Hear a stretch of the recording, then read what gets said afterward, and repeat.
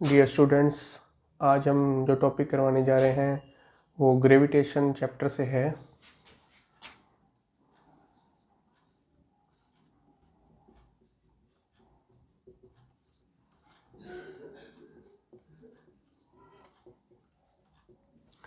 और जो टॉपिक का नाम है वो है variation in acceleration due to gravity.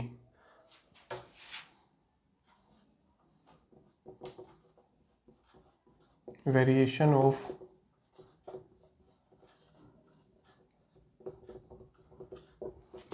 Acceleration due to gravity. Acceleration due to gravity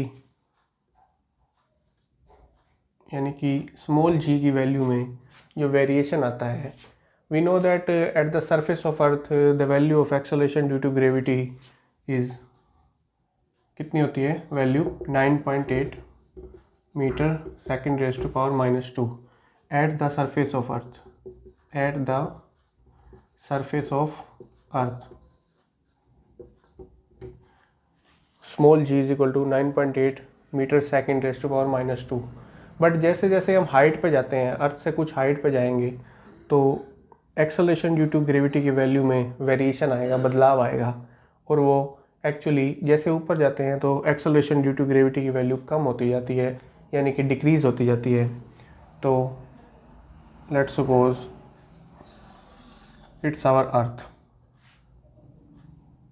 it's centre is O is the centre of earth. At surface पे क्या होती है वैल्यू? जी की value 9.8 metre second raise to power -2। मतलब यहाँ पे जो value होती है वो स्मॉल जी होती है। लेकिन कुछ हाइट पे जाएंगे, सपोज इतनी हाइट पे चले गए हम, ये हमारा पॉइंट P है। इस पॉइंट पे हमें एक्सेलरेशन ड्यू टू ग्रेविटी की वैल्यू बतानी है कि कितनी होती है। तो उसके लिए हम ये डेरिवेशन करेंगे हमारा। तो R हमें पता है, वी नो R क्या होती है? अर्थ की रेडियस होती है, कैपिटल R। और इस पॉइंट की हाइट मान लेते हैं हम सरफेस से, कितनी है? h metre. और ये पॉइंट की अगर हम, इस पॉइंट पे कोई मास होगा स्मॉल m मास, और इस पॉइंट की जो दूरी है यानी कि डिस्टेंस है सेंटर ऑफ अर्थ से, वो क्या हो जाएगी? Small r। Small r is equal to capital R plus h। Here capital R is radius of earth, और अर्थ की रेडियस कितनी होती है? 6400 किलोमीटर्स। कितनी होती है? 6400 किलोमीटर्स। और h क्या है? Height of point P point पे जो हाइट है, हाइट कहाँ से लेते हैं? From the surface of earth. Height of point P from the surface of earth. और R क्या है? Distance between point P and O point और पॉइंट P पॉइंट के बीच की डिस्टेंस है स्मॉल r, जो कि R प्लस h है। अब हमें पता है eight the surface of earth, at the surface of earth g की वैल्यू क्या होती है? हमने लास्ट लेक्चर में बताई थी, Gm/r²। कैपिटल G यानी कि यूनिवर्सल ग्रेविटेशनल कांस्टेंट, m यानी कि मास ऑफ अर्थ, अर्थ की मास है। ये क्या है? हमारी अर्थ है, अर्थ का मास है m। और r क्या है? कैपिटल R, अर्थ की रेडियस।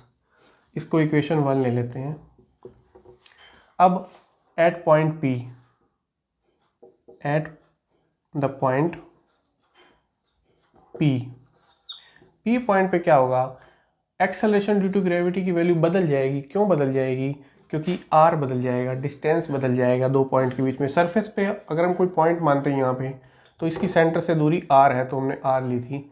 अब इस पॉइंट की दूरी सेंटर ऑफ अर्थ से कैपिटल R नहीं है बल्कि स्मॉल r है। O पॉइंट और P पॉइंट के बीच की डिस्टेंस कितनी है? Small r। तो स्मॉल r होने से G की वैल्यू में भी चेंज आ जाएगा, क्योंकि ये डिस्टेंस है वो बढ़ जाएगी, इंक्रीज़ हो जाएगी, तो जी की वैल्यू घट जाएगी। तो हम जी को जी ना लेते हुए जी डैश लेंगे, क्योंकि एक्सेलरेशन ड्यू टू ग्रेविटी की वैल्यू न्यू वैल्यू आएगी कोई। जी तो कांस्टेंट है, capital G, universal gravitational constant, और इसकी वैल्यू क्या होती है, जी की वैल्यू मैं यहाँ पे लिख देता हूँ। कैपिटल जी की value 6.67 into 10⁻11 newton metre square kg⁻⁻², ये हमें पता है कैपिटल जी की वैल्यू होती है। और मास तो चेंज होने वाला नहीं है अर्थ का मास जो है वो इतना ही रहेगा, लेकिन डिस्टेंस चेंज हो जाएगी। डिस्टेंस क्या हो जाएगा, कैपिटल आर स्मॉल आर में बदल जाएगा, क्योंकि पॉइंट पी से डिस्टेंस सेंटर ओ की स्मॉल आर है, तो इसको आर स्क्वायर कर देंगे। और आर क्या है हमें पता है, small r, capital r plus h, इसका होल स्क्वायर कर सकते हैं, आर का स्क्वायर है तो आर क्या है, कैपिटल आर प्लस एच। इसको इक्वेशन 2 ले लेते हैं। अब डिवाइडिंग इक्वेशन 2 बाय इक्वेशन 1, क्योंकि रिलेशन बनाना है हमें दोनों जी के बीच में, एक जी के बीच में और एक जी डैश के बीच में। Dividing equation 2 by equation 1, left hand side को डिवाइड करना पड़ेगा, और राइट हैंड साइड से G M R plus h का होल स्क्वायर डिवाइडेड बाय में जी एम कैपिटल आर का स्क्वायर। इक्वेशन 2 ये है और इक्वेशन 1 ये है। G dash by g is equal to G M R plus h square divided by में G M by are square. अब इसको ऊपर ले जाएंगे,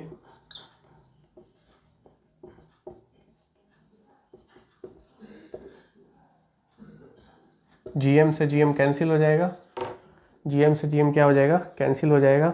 अब बचा क्या हमारे पास, g dash by g is equal to R square R plus h whole square. अब हम क्या करेंगे, यहाँ से आर को कॉमन ले लेंगे।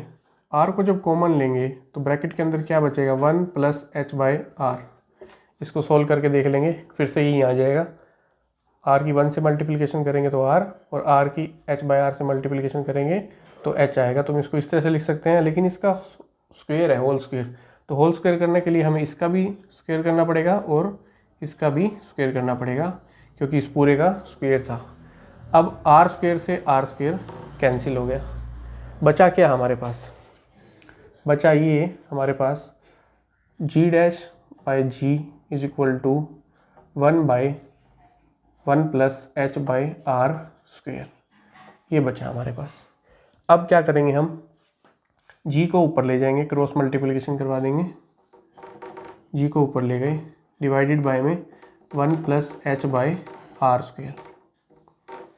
तो आई थिंक इतना आपको क्लियर हो गया होगा कि g dash is equal to g by 1 plus h by are square. तो ये हमारा रिक्वायर्ड फार्मूला है। एच हाइट पे जितनी एक्सेलरेशन ड्यू टू ग्रेविटी है वो ये है जी डैश, और सरफेस पे कितनी है ये। आई थिंक इतना आपको क्लियर हो गया होगा, तो मैं इसको रब कर सकता हूँ। स्टूडेंट अभी हमने जो किया, g dash is equal to g by 1 plus h by R का स्क्वायर, इसको हम किस तरह से लिख सकते हैं, g dash is equal to g, ये ऊपर चला जाएगा, 1 plus h by R raise to power -2। अभी स्टूडेंट्स बाइनोमियल एक्सपेंशन से हम क्या जानते हैं, बाइनोमियल एक्सपेंशन, मैथमेटिक्स में बाइनोमियल एक्सपेंशन नाम की एक टर्म होती है। इसमें क्या होता है, 1 plus x raise to power अगर -2 है तो वो क्या हो जाती है, इसकी जो इक्वेशन जो इसको ओपन करते हैं, -2 आगे आ जाता है, 1 माइनस 2x बन जाता है, 1 माइनस 2x बन जाता है। इसके लिए एक कंडीशन होती है, इस x की वैल्यू 1 से बहुत कम होना चाहिए, x is should be very less than 1। If x is less than 1, x की वैल्यू 1 से बहुत कम है तो इसको हम इस तरह से एक्सपेंशन कर सकते हैं। और अगर यहाँ पे h की वैल्यू r से बहुत कम है, suppose here if h by r, देखिए x की जगह क्या है, h बाय आर, यहाँ पे हमारे पास x की जगह क्या है, h by r. If h by r is very less than 1 implies h is very less than r। अगर हाइट जो है वो रेडियस ऑफ अर्थ से बहुत कम है तो इसको हम बाइनोमियल एक्सपेंशन की तरह एक्सपेंड कर सकते हैं इस इक्वेशन को भी। और एक्सपेंड करने के बाद क्या आएगा, जी dash is equal to g, ये -2 है वो आगे लग जाएगा, 1 - 2h/r। इतना क्लियर है आपको? ये क्यों किया मैंने, क्योंकि ये बाइनोमियल एक्सपेंड कर दी if and only if h is very less than r, height of the point P above the surface of earth is less than radius of earth. ऐसा कोई केस आता है तो इसको इस तरह से हम लिख सकते हैं। तो इस तरह से याद रखना है, अगर हाइट बहुत कम है रेडियस के कंपैरिजन में तो इस तरह से लिख सकते हैं, और अगर हाइट कम नहीं है तो इसको हम कोई भी न्यूमेरिकल होगा तो इस इक्वेशन से सॉल्व करेंगे। सपोज़ कि हमें हाइट फाइंड आउट करनी होती है किसी इक्वेशन में, किसी न्यूमेरिकल में, तो हम ये फॉर्मूला लगा सकते हैं, क्योंकि हमें नहीं पता है कि हाइट जो है वो रेडियस से कम है, ज़्यादा है या इक्वल है, तो हम ये फॉर्मूला अप्लाई कर सकते हैं। और अगर हाइट कम होगी तो हम ये फॉर्मूला भी अप्लाई कर सकते हैं। तो ये दोनों फॉर्मूले आपने याद रखने हैं। देखिए स्टूडेंट्स, हमने 2 फॉर्मूले बनाए थे, g dash is equal to g 1 + h/r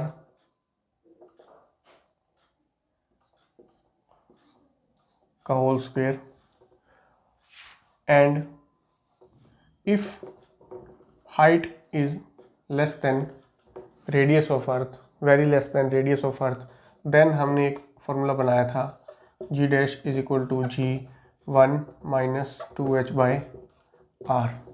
इस तरह से क्वेश्चन आ सकता है कि फाइंड द परसेंटेज, इस तरह से भी लिख सकते हैं, find the percentage decrease in the value of acceleration due to gravity